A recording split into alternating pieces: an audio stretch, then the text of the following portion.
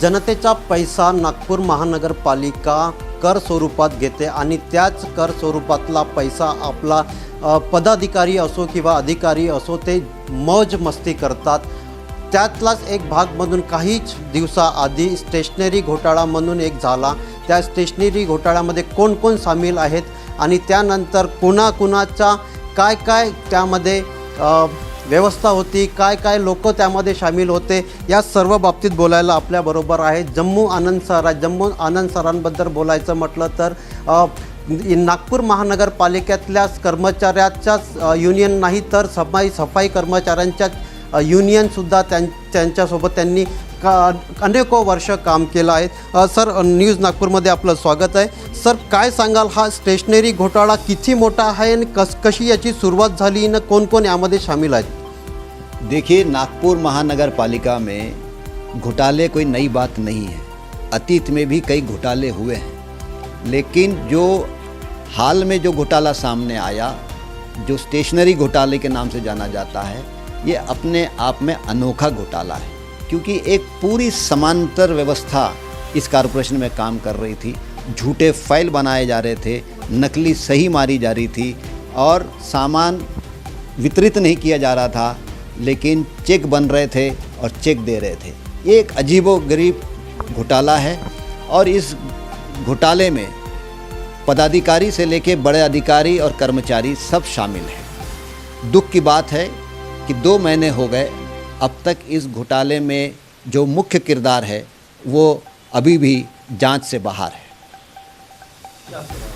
Sir, क्या लगता है आपको कि दो जांच कमेटियां इसमें बैठाई गई है, एक आर्थिक गुने शाखा की है, दूसरी सदन में ही कुछ एक जांच कमेटी, उसके पहले प्रशासन ने थी, ये दोनों जांच कमेटी अपना काम पूरी तरह निष्पक्ष तरीके से कर रहे हैं, ऐसा लगता है आपको?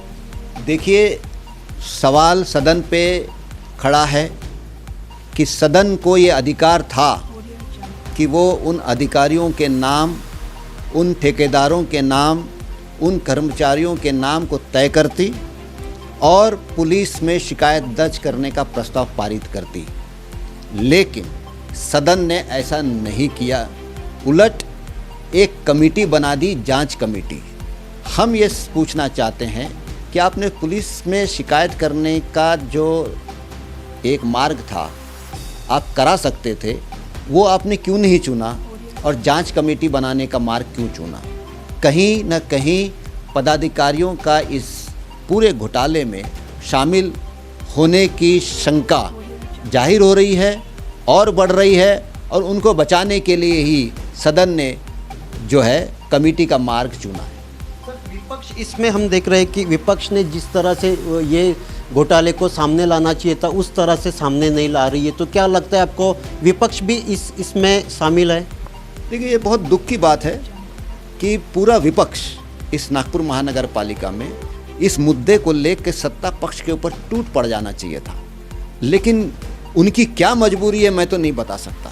लेकिन हकीकत यही है कि वो विपक्ष, चाहे कांग्रेस हो, राष्ट्रवादी हो, शिवसेना हो, बीएसपी हो या अन्य, कोई भी इस मुद्दे को लेके पील नहीं पड़ना चाहता है। मजबूरी मुझे नहीं मालूम, जबकि आने वाले कुछ महीनों के बाद चुनाव है और इस भारतीय जनता पार्टी जो अपने आप को बड़ी चरित्रवान, बड़ी अनुशासित और बड़ी ईमानदार पार्टी कहने वाली, उस पार्टी के नाक के नीचे इतना बड़ा घोटाला हुआ और विपक्ष पूरा खामोश है, ये समझ के परे है। हम देख रहे हैं कि यहाँ पे 4 लोगों या 5 लोगों को इन्होंने अटक किया हुआ है, जिसमें कनिष्ठ कर्मचारी है, तो इसमें अधिकारियों का क्या रोल होना चाहिए, अधिकारियों पे क्या उन्होंने गाज आनी चाहिए?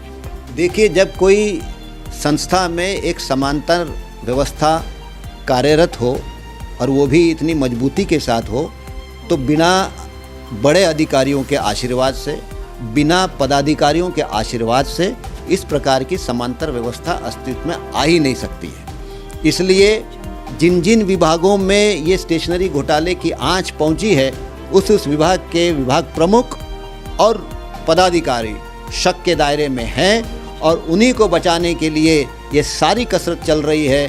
अब तक कोई पुलिस कंप्लेंट नहीं, अब तक कोई अधिकारियों के नाम तक तय नहीं किए हैं। ये उसी को बचाने की एक कवायद चल रही है और एक ऐसा चित्र बनाया जा रहा है कि घोटाले के लिए जिम्मेदार कनिष्ठ कर्मचारी है और पदाधिकारी और बड़े अधिकारी तो बड़े ईमानदार है।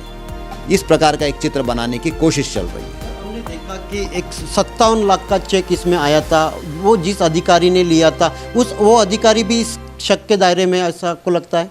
सवाल है कि जिस दिन एक घोटाला सामने आ गया उसके बाद तो किसी अधिकारी ने किसी ठेकेदार को बुलाकर चेक वापस लेना ही नहीं चाहिए था।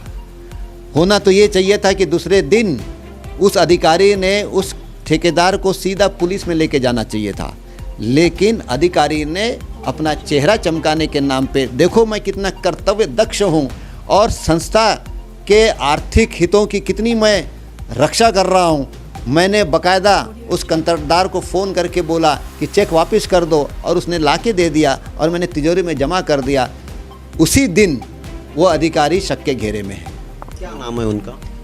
हमने तो मांग की कि वो अधिकारी कोई और नहीं, अतिरिक्त निगम आयुक्त राम जोशी जो है, और ख़ास करके कोविड के दरमियान लगभग वही पूरा यंत्रणा के प्रमुख थे और उनके नाक के नीचे ये सब हो रहा था और उन्होंने ये दावा किया। तो राम जोशी इस वक्त जो है बड़े अधिकारियों में से एक अधिकारी शक के घेरे में है। सर, अभी क्या होना चाहिए इसमें और क्या आपकी मांग है इसमें? हमारी मांग बहुत स्पष्ट है। एक तो नार्को टेस्ट करो, सारे बड़े अधिकारियों की और कंत्राटदारों की नार्को टेस्ट होनी चाहिए।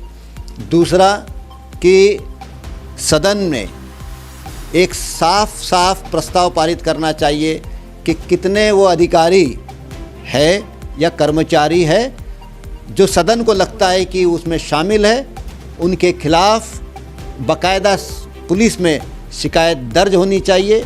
और तीसरा कि जो विभाग इस चपेट में आए हैं उन विभागों के प्रमुखों को तत्काल प्रभाव से पद से हटा देना चाहिए, क्योंकि पद पे रहने के बाद वो जांच को पूरा प्रभावित करेंगे। तर ज्या प्रकारे नागपूर महानगरपालिकेचा जो घोटाळा समोर येतोय, पण त्या घोटाळ्याची चौकशी व्यवस्थित होत नाही आहे, तर ती चौकशी व्यवस्थित झाली पाहिजे आणि त्या चौकशी ज्या चौकशीमध्ये जो कोणी अधिकारी पदाधिकारी किंवा कॉन्ट्रॅक्टर सामील असेल त्यांच्यावर कठोर कारवाई व्हायला पाहिजे, अशी जम्मू आनंद सरांची मागणी आहे। कॅमेरा पर्सन अजित जोगीसह मी सुदर्शन बागडे, न्यूज नागपूर।